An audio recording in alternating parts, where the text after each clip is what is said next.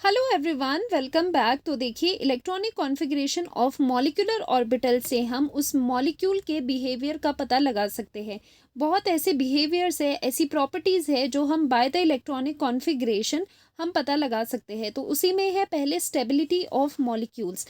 तो मॉलिक्यूल की स्टेबिलिटी भी आप बाय द इलेक्ट्रॉनिक कॉन्फ़िगरेशन पता लगा सकते हो, या फिर जो एनर्जी लेवल डायग्राम्स बनते हैं मॉलिक्यूलर ऑर्बिटल के, उससे भी आप पता लगा सकते हो। जैसे कि अगर number of bonding electrons, Na stands for number of electrons in bonding molecular orbitals and Na क्या है, Nb क्या है, number of electrons present in anti bonding molecular orbital।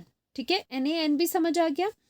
अगर if Na is greater than Nb या फिर ज़्यादा electron bonding molecular orbital में है तो उससे हम कहते हैं स्टेबिलिटी इंक्रीज होती है, या हम कहते हैं कि मॉलिक्यूल स्टेबल है। अगर बॉन्डिंग, अगर एंटी बॉन्डिंग नहीं, ये उल्टा है, अगर बॉन्डिंग में ज़्यादा है तो स्टेबिलिटी इंक्रीज होती है। ठीक है, अगर एंटी बॉन्डिंग में ज़्यादा है, एंटी बॉन्डिंग मतलब नाम से ही आपको पता चल रहा है anti to the bonding, bonding के जो एंटी जाए। ठीक है, तो एंटी बॉन्डिंग का मतलब है कि स्टेबिलिटी डिक्रीज हो रही है। अगर एंटी बॉन्डिंग मॉलिक्यूलर ऑर्बिटल्स में ABMO में इलेक्ट्रॉन ज़्यादा है एज कंपेयर टू बॉन्डिंग, तो उससे जो स्टेबिलिटी होती है वो कम होती है। साथ ही ये जो स्टेबिलिटी है उसे हम डायरेक्टली इलेक्ट्रॉनिक कॉन्फ़िगरेशन में, क्योंकि bonding and anti bonding directly होते हैं ना, क्योंकि सिग्मा सिग्मा स्टार वाले भी होते हैं, विदाउट स्टार वाले भी होते हैं, तो वहाँ से आप कैलकुलेट कर सकते हो कितने नंबर ऑफ इलेक्ट्रॉन्स है बॉन्डिंग में और एंटी बॉन्डिंग में, और वहाँ से आप कॉमेंट कर सकते हो on the stability of the molecule पे। ठीक है, सेकेंड पैरामीटर आता है जो कि पता चलता है इलेक्ट्रॉनिक कॉन्फ़िगरेशन से, वो होता है बॉन्ड ऑर्डर, जो कि लास्ट लेक्चर में हम बहुत अच्छी तरह से निकाल चुके हैं, जिसका फॉर्मूला है bond order is equal to number of bonding minus number of anti bonding molecular orbital में जो इलेक्ट्रॉन्स हैं डिवाइडेड बाय 2। इससे निकलता है बॉन्ड ऑर्डर। ठीक है, तो इससे क्या निकलता है, इससे निकलता है बॉन्ड ऑर्डर। ठीक है, if bond order is high, अगर बॉन्ड ऑर्डर हाई है तो उससे स्टेबिलिटी भी इंक्रीज होती है। ऐसा क्यों होता है, क्योंकि जितना बॉन्ड ऑर्डर ज़्यादा होगा, बॉन्ड ऑर्डर ज़्यादा कब होगा, जब बॉन्डिंग के इलेक्ट्रॉन्स ज़्यादा होंगे। बॉन्डिंग के इलेक्ट्रॉन ज़्यादा हो रहे हैं तो वही बात आ गई ना, बॉन्डिंग के इलेक्ट्रॉन ज़्यादा है तो स्टेबिलिटी इंक्रीज होती है। लेकिन अगर अगर अगर बॉन्डिंग अगर बॉन्ड ऑर्डर ज़ीरो आ जाए तो क्या होगा, वेरी इंपॉर्टेंट। अगर बॉन्ड ऑर्डर ज़ीरो आ जाए उसका मतलब हुआ कि मॉलिक्यूल डज नॉट एग्जिस्ट, क्योंकि नो बॉन्ड बिटवीन द, इसका मतलब है no bond present between the atoms. Atoms के बीच में कोई भी बॉन्ड नहीं है। अगर एटम्स के बीच में कोई भी बॉन्ड नहीं है, दैट मीन्स वो मॉलिक्यूल एग्जिस्ट नहीं करता। तो that molecule does not exist. ठीक है, इसी वजह से फॉर एग्जाम्पल जो हीलियम मॉलिक्यूल है वो भी एग्जिस्ट नहीं करता, और जो बोरोन मॉलिक्यूल है, शायद हमने बोरोन करा था, यहाँ पर देखो, नहीं बोरोन नहीं, बेरिलियम हमने करा था। बेरिलियम जो मॉलिक्यूल है वो भी एग्जिस्ट नहीं करता। देखो यहाँ पर हमने करा था, जो बेरिलियम है उसका भी बॉन्ड ऑर्डर ज़ीरो आ रहा था, वो भी एग्जिस्ट नहीं करता, और वैसे ही हीलियम का बॉन्ड ऑर्डर ज़ीरो आ रहा था, वो भी एग्जिस्ट इसीलिए नहीं करेगा। ठीक है, तो इलेक्ट्रॉनिक कॉन्फ़िगरेशन से ये चीज़ हमें बॉन्ड ऑर्डर के बारे में बहुत अच्छे से नॉलेज मिलती है। साथ ही साथ नेचर ऑफ द बॉन्ड का मतलब है if bond order is some integer.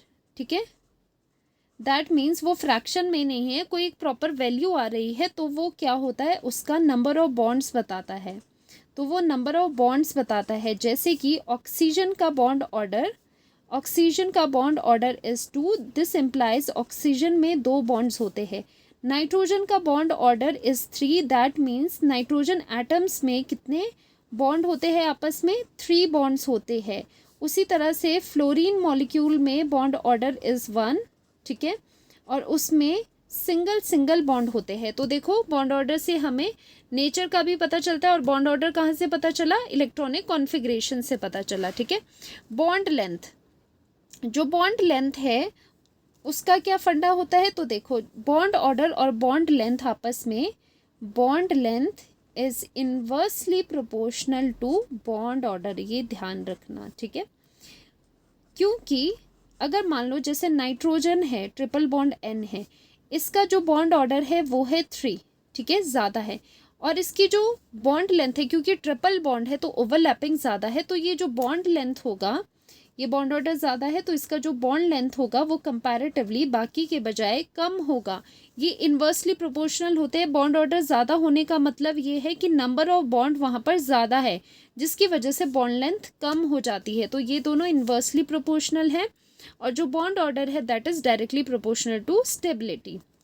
अब मैग्नेटिक नेचर में दो मैग्नेटिक नेचर आते हैं, एक आता है पैरामैग्नेटिज्म, पैरामैग्नेटिज्म मैग्नेटिक नेचर, एक होता है डायमैग्नेटिक मैग्नेटिक नेचर। ठीक है, तो इसमें क्या होता है, पैरामैग्नेटिक नेचर कब होगा मॉलिक्यूल का, if number of, if unpaired electron present.